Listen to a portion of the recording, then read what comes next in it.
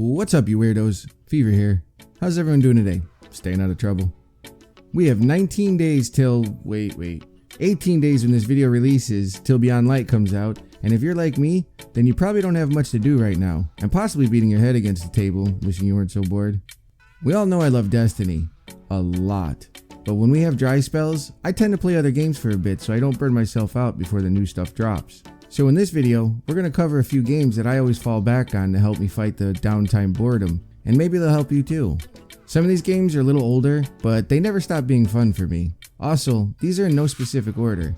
I pick games that are constantly on sale and available for both PC and console, except one which is PC only and coming to console soon.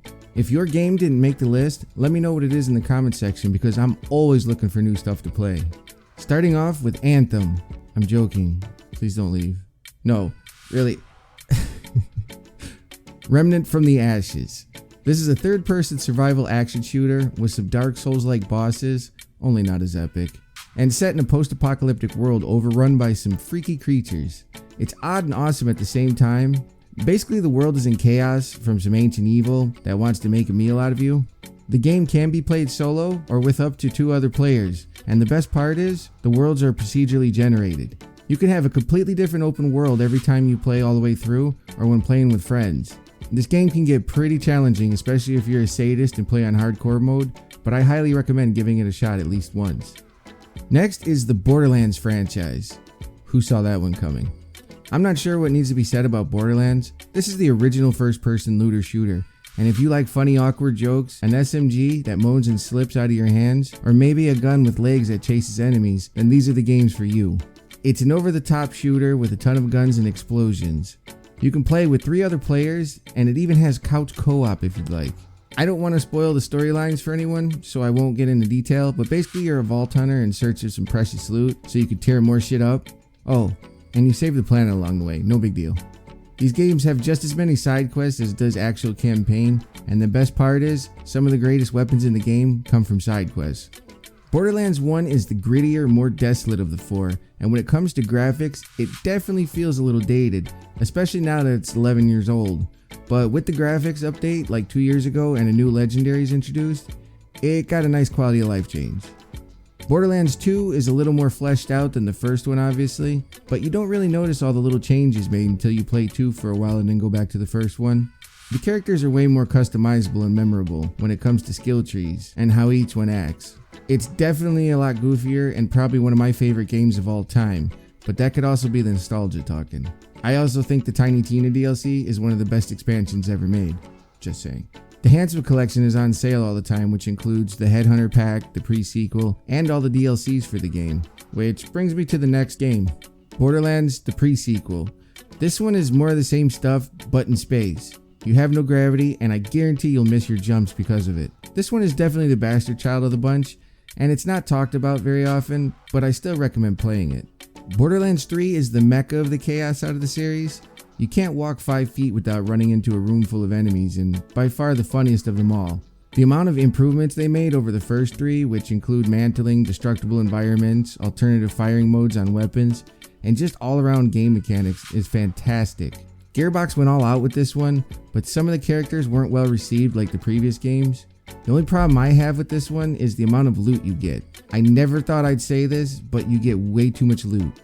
It drops everywhere, like just everywhere, and the legendaries are too frequent for me. This game has constant live events going on and the DLCs have all been really good so far. It's one of my main go-tos. Next on the list is Division 1 and 2. These games have had their ups and downs along the way, but they are still one of my favorites. It's a third-person, open-world, cover-based shooter with PvP and some of the most beautiful scenery in a game. The amount of detail that went into the little things out in the open world really make this game stand out, and it'll help you forget about all the bugs in Division 2. The stories aren't the greatest. Basically, someone gave everyone a really bad case of herpes in New York, and you, the trained government agent, is trying to bring order back to the city, and Division 2 picks up like 8 months later in Washington, D.C. after the initial outbreak.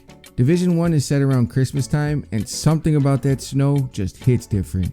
But because the storyline takes place right after the outbreak, the streets are very empty besides some random enemies beating up a civilian or the occasional bum fight. Most of the action takes place in the missions. Division 2 is different when it comes to the open world. I guess you can call it an evolving world, because the factions are always fighting with each other or taking over territory, and you get caught in the crossfire a lot. I usually can't go very far without getting myself into trouble somehow, especially now that you can change the open world difficulties like in missions. Something else that came out with the Division 2 is the 8-man raids, which I highly recommend, but it can be difficult to put a team together sometimes. The collectibles out in the open world make up for the story and have some serious emotional stuff going on. These games have some of the best build customization out there, especially when it comes to mods and armor gear sets. I've seen a lot of people struggle with the builds in these games, but once you get the hang of it, the possibilities are endless. I will say the PvP in Division 1 is better, but if you're just there for the immersive open world, Division 2 is definitely the better choice. The next game is Gunfire Reborn, and unfortunately it's not available on console yet, but from everything I'm hearing, they are working hard on making that happen soon. This is a roguelike co-op FPS level-based looter shooter that is randomly generated as well. The best way I could describe it is Risk of Rain meets Borderlands. The guns are crazy, fun, and some are over the top ridiculous. The goal of the game is to survive as long as possible in these dungeons and make your way to the boss room. Each character has their own unique abilities which are pretty badass, and this will be the first and last time you hear me say this. The damn game is cute, okay? The developers are always updating and improving this game, and the best part of this is they actually listen to the community. I hope it comes out to console very soon because I really feel everyone should experience this game. It is just a blast. Now these games always keep me occupied and give tons of entertainment when times are tough in Destiny, and like I said earlier, they're always going on sale, so if you pick them up now, you could save them till next time we have a really slow season. If you have any games to recommend, let me know in the comment section. If you found this video helpful, don't forget to like and subscribe, and as always, just be a good person to one another. Have a fantastic day.